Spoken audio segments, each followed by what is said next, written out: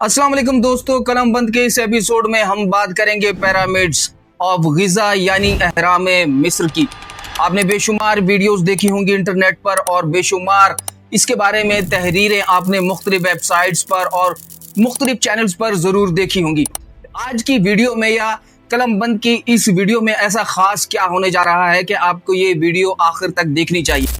तो इस वीडियो में हम तमाम वो एंगल बताने की कोशिश करेंगे कि जिस एंगल से पिरामिड्स को आज तक देखा गया है, और उसके बाद इस स्टोरी को आपके हवाले करेंगे और फैसला आप पर रखेंगे कि आप बताइए ये पिरामिड्स कब बने, क्यों बने और किस लिए बनाए गए थे।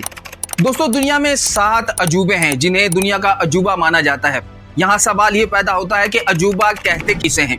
अजूबा ऐसी चीज को कहते हैं कि जिसकी बनावट या जिसकी तख्लीक या जो चीज समझ में ना आए, जिसमें इंसानी अकल काम करना बंद कर दे, आप उसके बारे में जान ना सकें कि इसकी तख्लीक आखिर क्यों हुई, किस लिए हुई, इसका मकसद क्या था। ऐसे ही 7 अजायबात में एक अजूबा है पिरामिड्स ऑफ गिज़ा या अहराम मिस्र।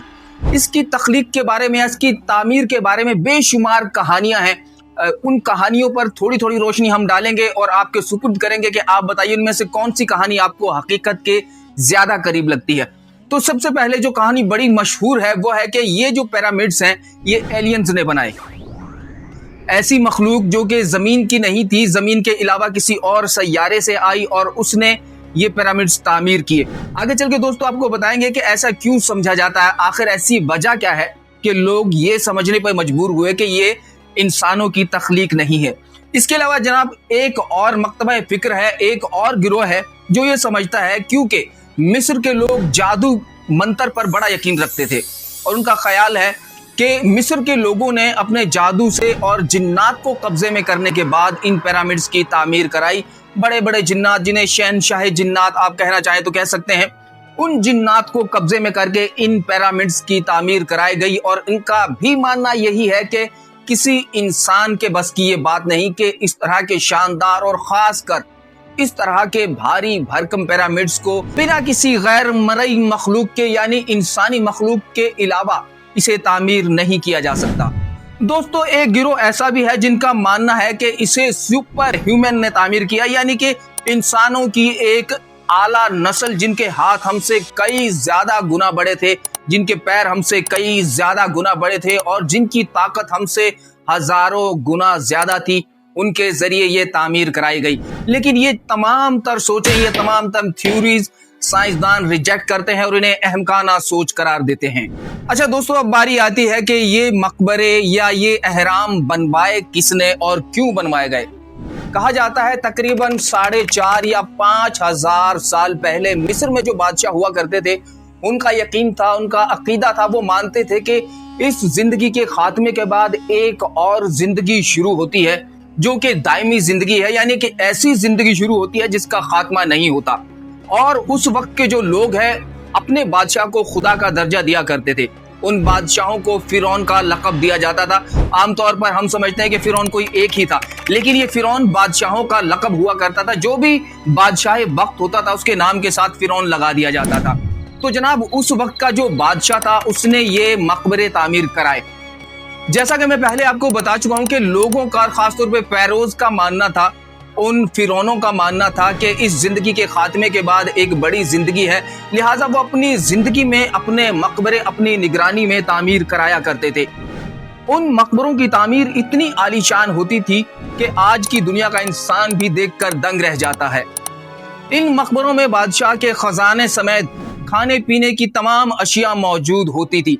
खाने पीने की अशिया के बारे में हम बात कर रहे हैं तो यहाँ पर मैं आपको बड़ी मजेदार और दिलचस्प बात बताता चलूं कि मौजूदा वक्त में भी, आज भी अगर आप कोई ताज़ा गोश्त का टुकड़ा लेकर जाएं और इस मकबरे में रख दें तो सबसे मजे और हैरान कुन बात है, जिस साइंसदान भी जिसका पता चलाने में ताहाल कासिर, आज तक साइंसदान इस बात का पता नहीं चला पाए कि ऐसा क्यों होता है कि वो ताज़ा गोश्त का टुकड़ा उस अहराम के अंदर, इस मकबरे के अंदर सूख तो जाएगा लेकिन खराब नहीं होगा।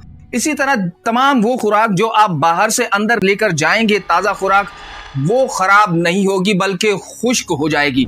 और इस बात का जिक्र पाकिस्तान के नामवर एटमी साइंसदान डॉक्टर अब्दुल कदीर ने अपने एक आर्टिकल में किया जिसमें उन्होंने 20 नुकात बताए थे, जिनमें से एक ये भी था कि उसके अंदर हैरत अंगेज बात है जिसको साइंस भी जानने से कासिर है कि खाने का ताजा गोश्त का टुकड़ा अगर आप उसमें रख दें तो वो खराब नहीं होगा। और एक और मजीद बात डॉक्टर अब्दुल कदीर खान के कॉलम से कि उसमें मौजूद कील, कांटे, छुरियां 4,500 या 5,000 साल से अब तक वैसे के वैसे हैं। जी जनाब, बिल्कुल वैसे के वैसे हैं, उन्हें जंग नहीं लगता। क्यों नहीं लगता कोई नहीं जानता। और एक और दिलचस्प बात यहाँ पर मैं आपको बताता चलूं, वो ये कि साल में सिर्फ एक दिन ऐसा आता है और वो दिन है उस फैरो की यौम पैदाइश, उसका बर्थडे, कि जब सूरज की रोशनी उस अहराम के अंदर तक जाती है। बाकी साल के 363 दिन सूरज की रोशनी उस अहराम के अंदर नहीं जाती। क्यों नहीं जाती कोई नहीं जानता।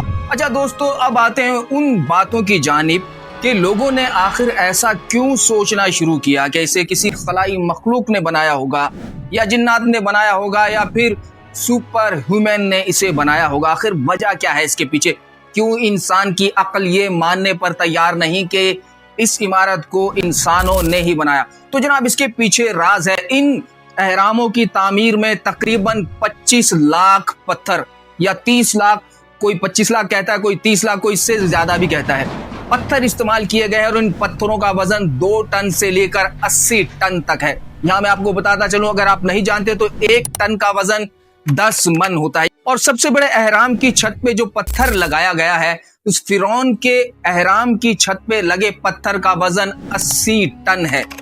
80 टन वजनी पत्थर। अगर आप यकीनन मेरे बैकग्राउंड में वीडियोस में देख रहे होंगे कि कितने बुलंद मकबरे हैं, तो इंसानी अकल ये समझने से कासिर है कि 4,500 या 5,000 साल पहले, जबकि ना कोई क्रेन थी, ना कोई मशीनें थी, यहाँ तक के पहिया तक इजाद नहीं हुआ था, कोई गाड़ी नहीं थी, तो इंसान समझने से कासिर है कि 80 टन वजनी पत्थर उस बुलंदी तक पहुंचा कैसे। और उसके साथ साथ दीगर जो पत्थर हैं, सबसे कम वजनी पत्थर जो इस अहराम की तामीर में लगा है, सबसे कम की जो वजन है वो तकरीबन 2 या 2.5 टन, यानी कि तकरीबन 20 मन या 25 मन का पत्थर है, जो एक बड़े हाथी के साइज का है। तो लोग ये समझने से कासिर हैं कि किस तरह इन पत्थरों को इस रेगिस्तान तक पहुंचाया गया है।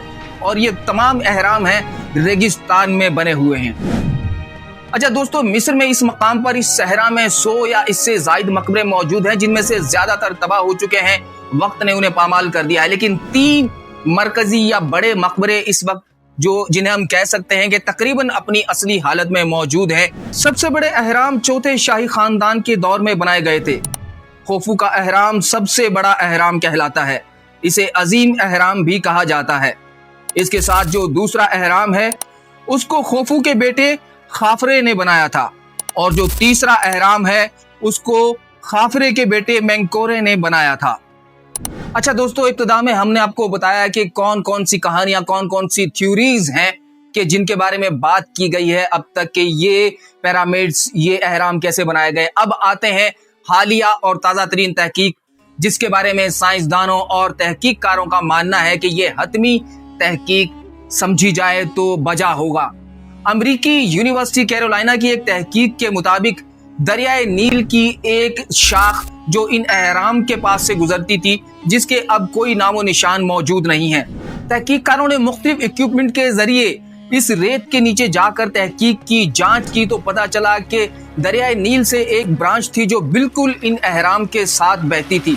तहकीककारों का मानना है कि वजनी और भारी पत्थर इसी ब्रांच के जरिए इन अहराम तक लाए गए। कश्ती या फिर कश्ती नुमा कोई भी चीज बनाकर उन पत्थरों को उन पर लादा जाता था और फिर बड़े ही माहिर मजदूरों के जरिए इन पत्थरों को इन अहरामों की बुलंदियों तक पहुंचाया जाता था, जिसके बारे में तहकीककारों का कहना है कि गालिबन ये पत्थर रस्सी से बांधकर या लकड़ी के टुकड़ों से गीली मिट्टी पर घसीटते हुए स्लोप बनाकर ऊपर तक लेकर जाए जाते थे।